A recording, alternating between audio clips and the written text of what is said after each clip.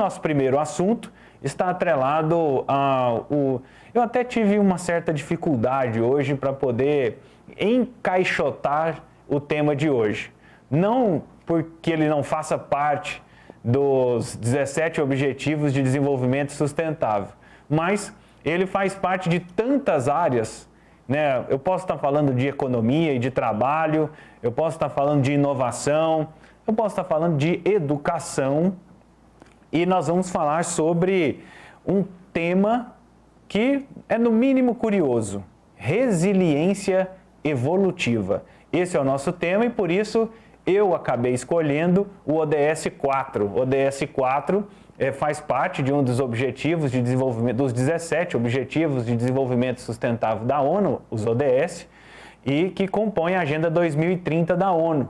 Então, eu reforço com você que o Sistema Sagres de Comunicação faz parte do Pacto Global de Mídia, sendo um dos mais de 100 veículos de comunicação, informação e entretenimento a integrar este pacto junto às organizações das Nações Unidas. E o nosso objetivo é alinhar editorialmente os nossos conteúdos. E por isso, tema de hoje alinhado ao ODS 4, a gente vai falar de educação.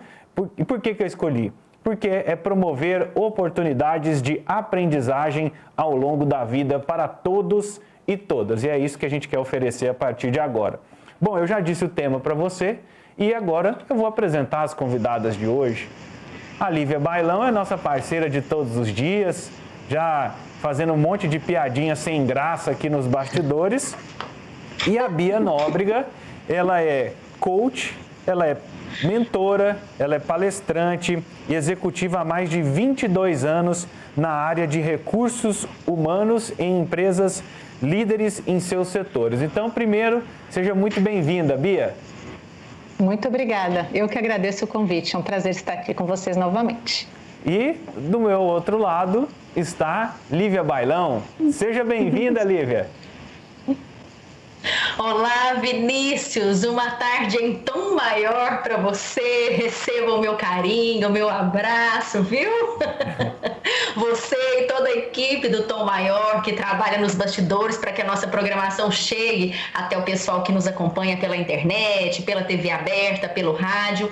Uma tarde muito feliz para todos nós. E Vinícius, só para o pessoal que chegou agora a entender, né? Porque você está aí me dando essa pitadinha, é porque o time do pessoal, o time do Vinícius, pessoal, perdeu ontem, então ele tá muito assim agitado. Mas calma, Vinícius, tudo tem dois lados, seja resiliente. Sempre. A gente pode aprender com tudo nessa vida, tá bom?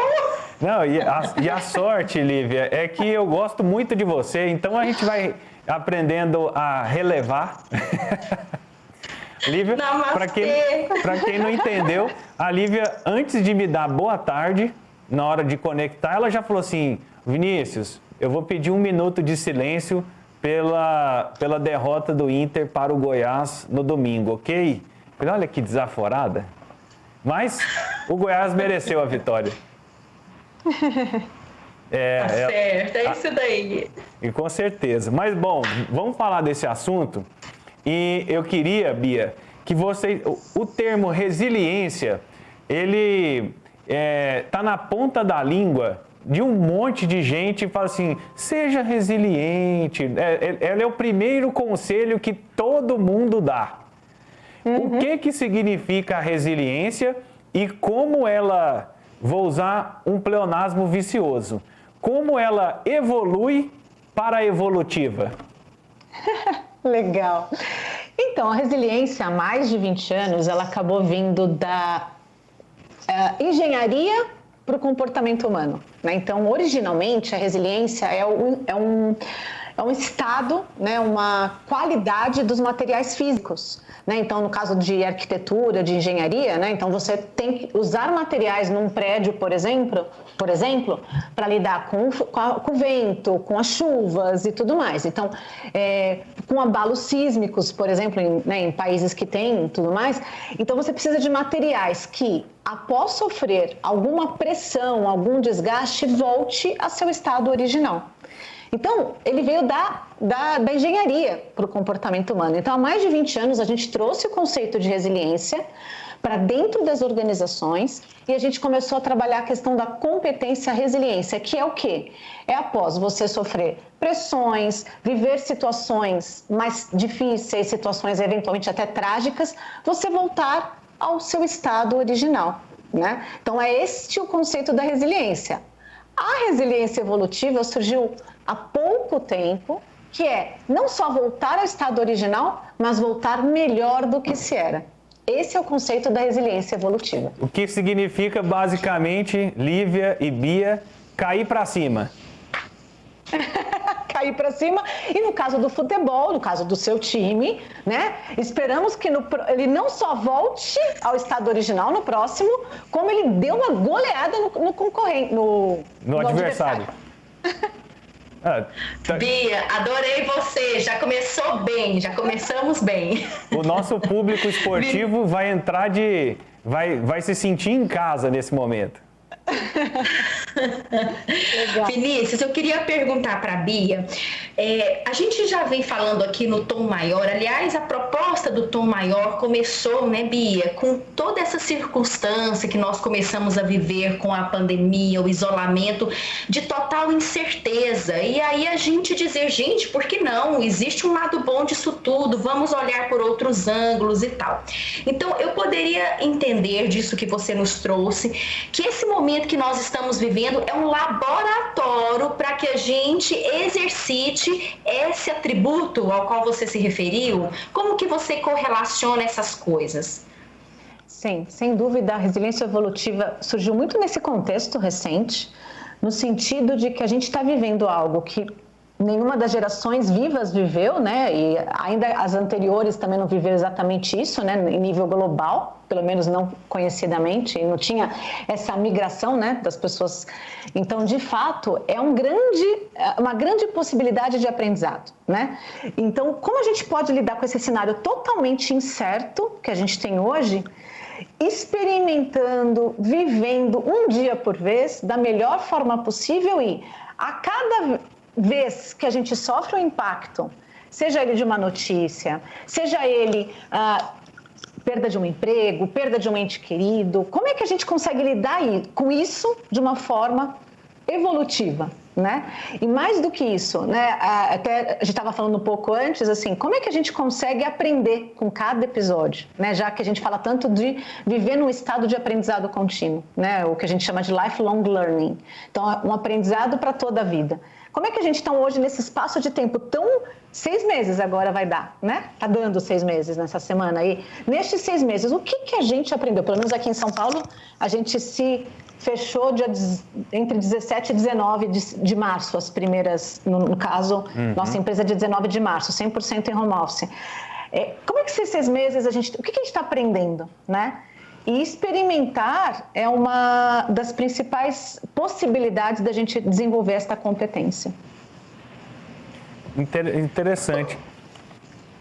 Interessante porque muitas vezes, vou compartilhar até uma experiência interna entre nós mesmos, assim, onde a gente vê pessoas que têm dificuldade, inclusive, de experimentar. Né?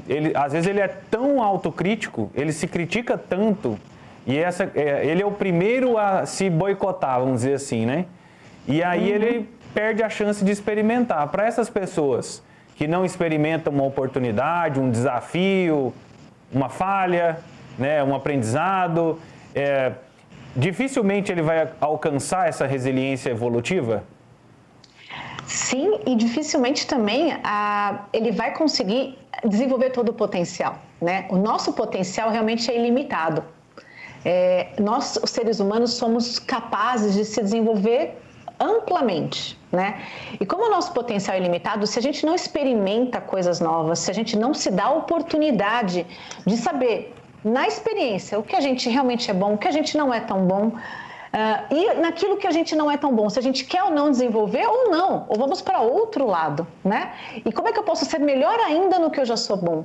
Então, a gente diz que nos dias de hoje, experimentar é fundamental para a gente lidar com este cenário, porque senão a gente fica paralisado, né? E paralisado, aí definitivamente a gente não vai para lugar nenhum. Pelo contrário, né? O mundo avança e a gente fica. Então, o experimentar é a grande proposta para se desenvolver. E no caso da resiliência evolutiva, é de fato dar cara para bater, né? Se a gente não der a cara para bater, a gente não vai ser melhor. E o nosso propósito essencial é ser melhor a cada dia, né? Se a gente hoje for um pouquinho melhor que ontem e amanhã um pouquinho melhor que hoje, sem dúvida, a gente vai estar dando ao máximo, está desenvolvendo ao máximo o nosso potencial. Bia, Lívia, a Bia acabou de descrever o tom maior. Exatamente.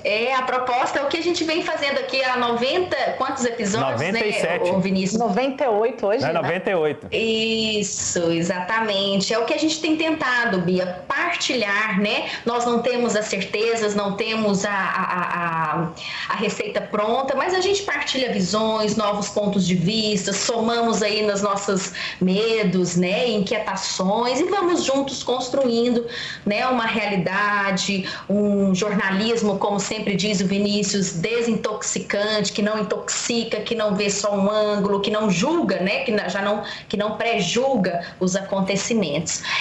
Eu queria perguntar para você, muito a gente tem falado sobre educação, a pandemia, né, e essa questão da quarentena, do isolamento, veio mostrar, assim, muitos nós do sistema educacional ao qual nós fomos inseridos e alimentamos, né? É um círculo. A gente aprendeu nele, a gente alimenta esse sistema e assim nós vamos, né? Esse sistema educacional, para que colabore com a introjeção da resiliência, né, nas crianças desde pequenas, somado com a família, você acha que hoje falta muito para caminhar?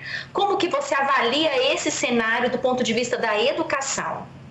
Então, bem, primeiro que a gente está criando, infelizmente, gerações de cristal, né?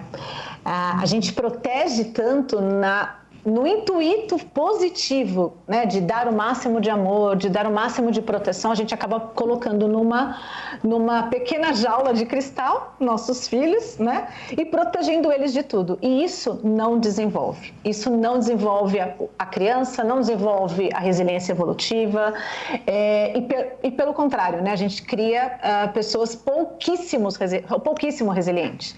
Então, de fato, né, até isso eu tenho feito uma reflexão muito pessoal também, assim, o quanto eventualmente eu deixei de dar ao meu filho a oportunidade de cair e se levantar sozinho. No fundo é isso, né? Lembra que ele falou, ele até brincou, cair para cima no caso da resiliência evolutiva, né? Sim. Então, de fato, como questionar, o provocar, o investigar, o dar a cara para bater, o cair, o levantar, é importante nesse aprendizado. A educação tem um papel crucial. A gente precisa realmente desafiar as crianças e os jovens a testarem, a falharem, aceitarem a falha, aprenderem com a falha e se tornarem melhores, né? E não é só refletir sobre a falha, é refletir também sobre o que deu certo, né? O que deu certo e o que deu errado. Entendi. E essa educação que usa os meios tecnológicos, porque hoje só está sendo possível assim, e a gente acredita que é uma tendência que vem para ficar, né? A tecnologia é uma aliada, você entende? Ou ela mais prejudica na introjeção desses valores? Ela sempre, acho que tudo tem os dois lados, né? Ela pode ajudar, assim como pode também prejudicar, né?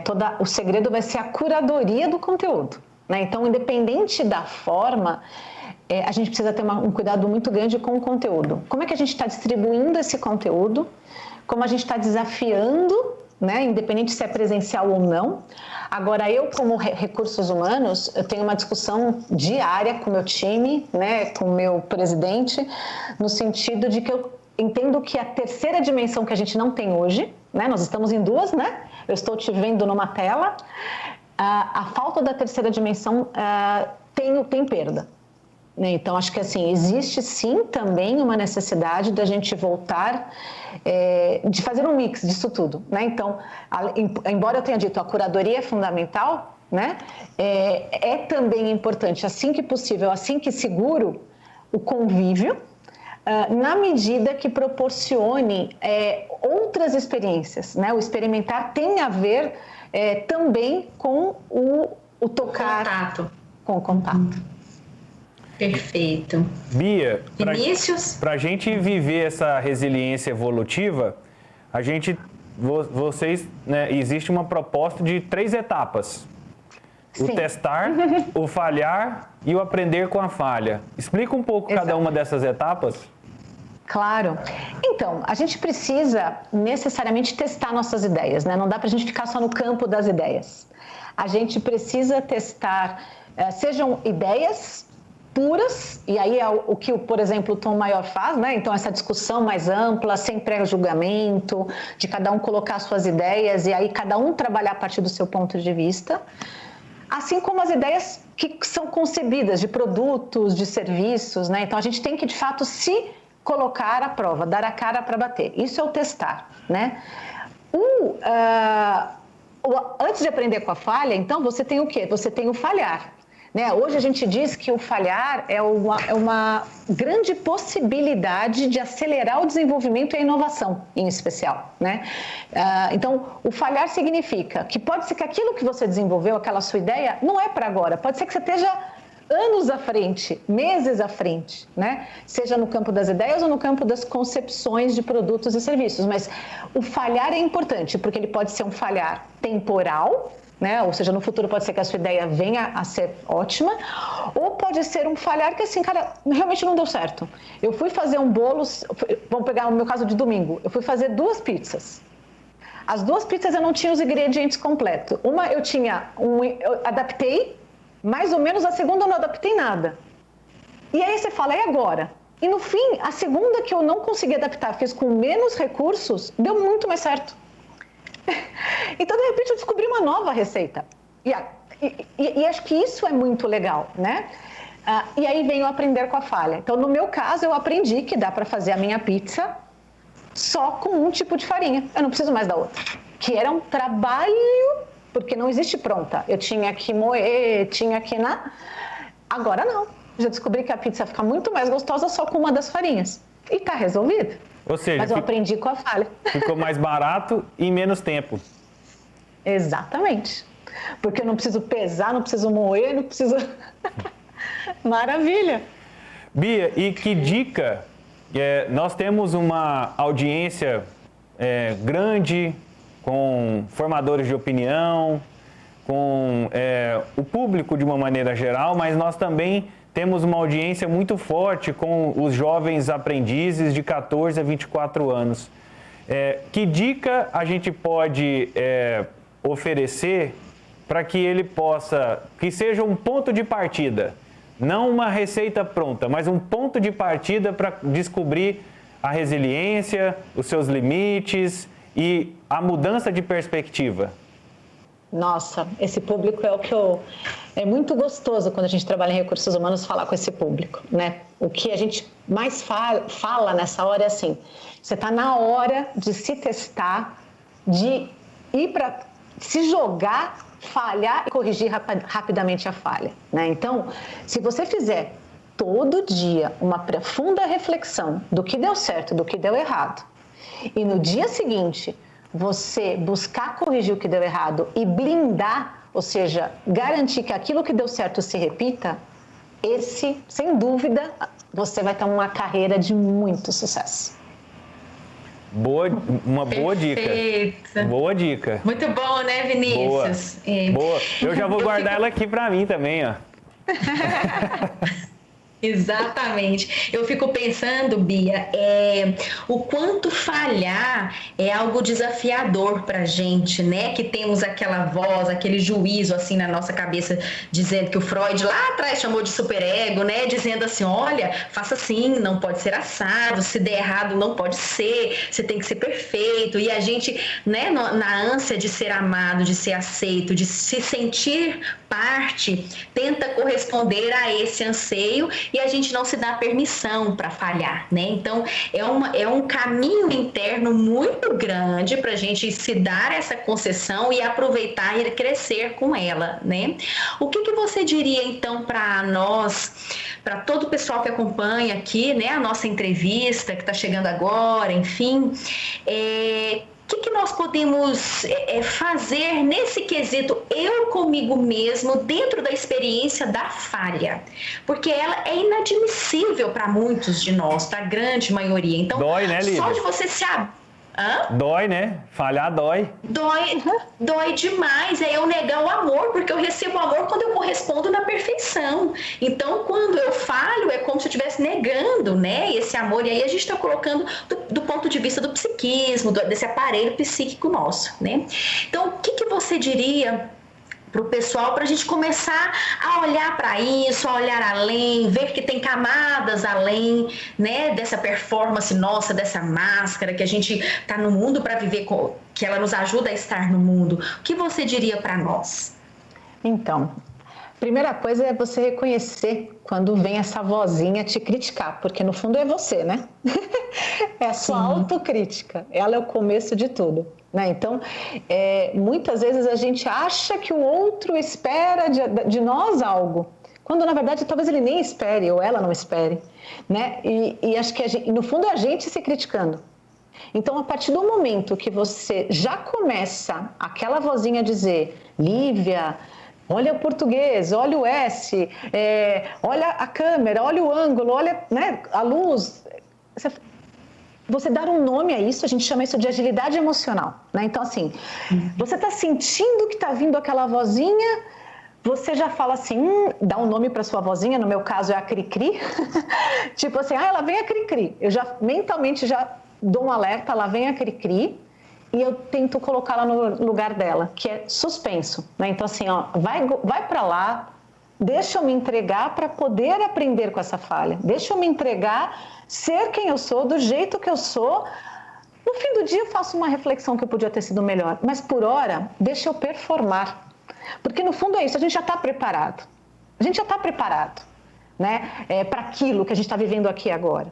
Claro que eu posso ser melhor amanhã, posso, mas eu preciso parar, refletir e ver o que eu vou fazer para amanhã. Para hoje, você está no seu melhor. Aceite. E aí, ó, segura lá a sua vozinha, deixa ela de ladinho um pouquinho, lembra dos seus valores, né? Agilidade emocional é isso, você dá um nome, percebe que está vindo aquela vozinha, dá um nome para aquilo, para colocar na consciência que você está no comando e não ela, e na sequência falar, tá bom, como é que eu vou agir diante dos meus valores? Então, se eu sei que eu estou preparada para estar aqui com vocês, eu estou aqui com vocês. Então, assim, amiga, fica aí, eu vou dar o meu melhor, este é o meu valor. No meu caso, né? Então, no meu caso é um comprometimento, no meu caso um outro valor é aprendizado contínuo. Então, assim, se eu sei que é isso, eu sei que amanhã eu vou ser melhor. Para hoje, tá tudo certo. Maravilha, adorei, obrigada, Bia. Vinícius, tá vendo, né? Aquela voz, a gente sempre fala que coloca a voz no lugar dela, tira o chicote daqui, deixa ele no lugar dele. Eu gostei, eu vou pensar num nome, para minha vozinha. Essa voz que vem aí. Bia, legal. Muito obrigado pela participação, por compartilhar suas experiências e nos ajudar a levar um pouco mais de orientação a todos os nossos ouvintes, telespectadores e também seguidores aqui do Sagres em Tom Maior. Eu que agradeço a oportunidade. Muito obrigada. Sucesso. Um beijo. Muito obrigado. Essa é a Bia Nóbrega. Ela é coach, mentora, palestrante, conselheira, executiva há mais de 22 anos na área de recursos humanos e empresas líderes dos seus setores e atualmente acumula em sua posição executiva a experiência do cliente. Graduada em psicologia e tal, e além de tudo, muito bem-humorada. Então, foi... E hoje é o dia do cliente, viu? Aproveitando... É verdade. A gente estamos comemorando o dia do nosso cliente. Parabéns a todos os clientes, que são a nossa razão de existir, né? Com certeza. Na nossa razão aqui, os clientes são a nossa audiência, né? Uma parte dos nossos clientes são a nossa audiência. Então, é muito bacana o tema de hoje. Você vai poder conferir no nosso canal do YouTube, né? Em breve, hoje a gente já trabalha para colocar a edição dessa entrevista para que você possa acompanhar, ou então acompanhe a nossa live completa aqui no Sagres em Tom Maior, no nosso canal no YouTube e também no sagresonline.com.br. Bom, Lívia, nós estamos na reta final, o tempo está bem ajustado, está bem em cima, mas não dá para ficar sem o Alma em Cura de hoje. Tá certo, Vinícius. Eu vou pegar carona aí na entrevista maravilhosa que a Bia nos concedeu aqui falando sobre resiliência evolutiva e trazer mais um pensamento, uma reflexão, uma partilha aí na esteira dessa busca, dessa caminhada de nós conosco mesmos, né? Então eu gostaria que você, nosso exímio narrador, explique para o pessoal que nos ouve pelo rádio, né, e em som, como é que tá aí a imagem. Quem já está vendo pela TV ou pelo YouTube já consegue identificar. Por favor, Vinícius. Eu vou descrever o seguinte: existe uma paisagem, né? A imagem, imaginem duas montanhas, uma próxima à outra, onde o que conecta as montanhas é uma ponte feita de uma árvore. E sentada no meio dessa árvore, uma mulher, aparentemente jovem, olhando os pássaros ao fundo, com nuvens no céu. E a mensagem: cuidar de si mesmo não é egoísmo, é sobrevivência. Forte essa, hein? É isso daí, Vinícius. Cuidar da gente mesmo, a gente às vezes fica com a falsa, isso é uma armadilha, né? Que essa vozinha, a voz, né? Viu, gente? Vozinha não é de avó, não, é de voz, né? Que nós falamos agora. Existe essa voz que fica aqui na nossa cabeça dizendo: olhar para você, como assim? Não pode ser egoísta, tem que olhar para os outros, tem que olhar para o próximo, tem que fazer caridade. E com isso, a gente vai se desconectando da gente mesmo. Então, a ideia é que autoconhecimento, cuidar de nós próprios, jamais é egoísmo, é para que eu esteja inteira, para dar o melhor de mim para o mundo. Então, e as coisas não caminham separadamente. Eu olhar para mim, entender as minhas necessidades, os meus limites, me acolher com gentileza, sem julgamento, isso pode caminhar em paralelo com olhar para o outro, estar com o outro, ouvir o outro, auxiliar materialmente os outros, né? Então, as coisas não se confundem, mas muitos de nós, com essa nossa voz, sempre confunde as coisas e diz: não, cuidar de si mesmo? Como assim? Sai do salto, isso daí você está querendo olhar só para o seu umbigo, né, Vinícius? Muitos de nós achamos isso: nossa, mas está olhando só para o umbigo, quando a gente fala de se respeitar, de cuidar de si próprio. Então, não vamos confundir uma coisa com a outra. Quando a gente se cuida, a gente oferece o melhor de nós para o outro, o melhor de nós para o mundo. E aí nós vamos, pela lei da ressonância, da frequência, que a gente está aqui sempre conectados, né, buscando elevar a frequência, a gente colabora com a elevação da frequência coletiva. Então, quando eu cuido de mim, é o que de melhor eu posso ofertar ao mundo. Aliás, nós já falamos isso daqui. A nossa própria transformação é o que eu posso ofertar de melhor para o outro. Então, é a gente se engajar em grupos filantrópicos, em grupos voluntários, de todas as ordens, da benemerência, de olhar para o outro, de estendermos a mão. Não é disso que nós estamos falando. Quando a gente fala olhar para si próprio, não é se desconectar da dor do outro e voltar só para mim, não é egocentrismo, não é egoísmo, como se eu fosse o centro do universo. Não, mas é voltar para os meus limites, para as minhas necessidades, para os nãos que eu preciso dizer, para as minhas tarefas inacabadas, né, Vinícius? Que eu preciso olhar para elas com carinho e gentileza. Então, é fazer esse autotrabalho.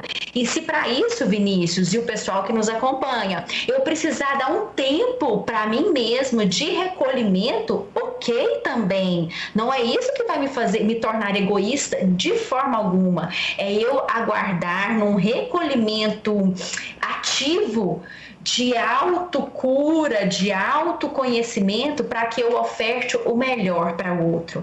Então, essa frase aí é exatamente esse o sentido. Então, cuidar de mim mesmo não é egoísmo, de forma alguma, é sobrevivência e é dar o melhor que eu tenho para o mundo, é nutrir o melhor que eu tenho para dar para o mundo, mesmo que eu tenha que me recolher e ficar um tempo em isolamento, um isolamento relativo, né, recolhido, que isso me custe dores, que isso me custe esse autotrabalho incômodo, né, que isso me custe incômodos, dores, mas é preciso a gente fazer. Você concorda, Vinícius? Concordo. Estou aqui já botando aqui, já estou pensando aqui nessa frase já. Você sabe que esse quadro, esse momento aqui, eu acredito que para os ouvintes e os telespectadores também, mas para mim é uma grande aula, viu? E assim, eu fico me colocando nas situações e vou pensando assim, seu Vinícius, olha lá, ó, você não vai sobreviver, não. Não cuida de você, não. Exatamente. Que bom, Vinícius. Olha, eu espero que o pessoal que nos acompanha, às vezes pega o programa no meio, né, do quadro do Alma em Cura, mas está sempre gravado. E quem consegue assistir o programa desde o início, na verdade é essa partilha. Eu entro tanto dentro aqui da minha mente, tentando me observar, que às vezes quando eu percebo alguma coisa, aí é o momento que o post vem, que a frase vem com a imagem, né? E a gente vai se trabalhando uns com os outros, né? A caminhada, ela é individual e coletiva ao mesmo tempo. E a entrevista de hoje veio muito a calhar e vai ao encontro de tudo isso que a gente fala aqui, né? Da gente se autorresponsabilizar. Eu posso falhar, eu aprendo com os meus erros, eu melhoro, sem esperar que o outro me reconheça, que o outro faça. Se o governo mudar, aí eu mudo. Se o sistema de saúde fizer, aí eu faço. Porque se o outro parar, eu paro. Não, começa em mim, né? Então é isso, é essa autocuidado para que a gente dê o melhor de nós. Gostei dessa frase. A mudança começa em mim. Então, se eu quero um mundo melhor, se não começar em mim, eu não posso esperar do outro que faça. Não é verdade? A gente está sempre aqui esperando que o presidente decida, que o secretário decida, que o nosso patrão decida, que a nossa esposa faça, ou o nosso esposo faça.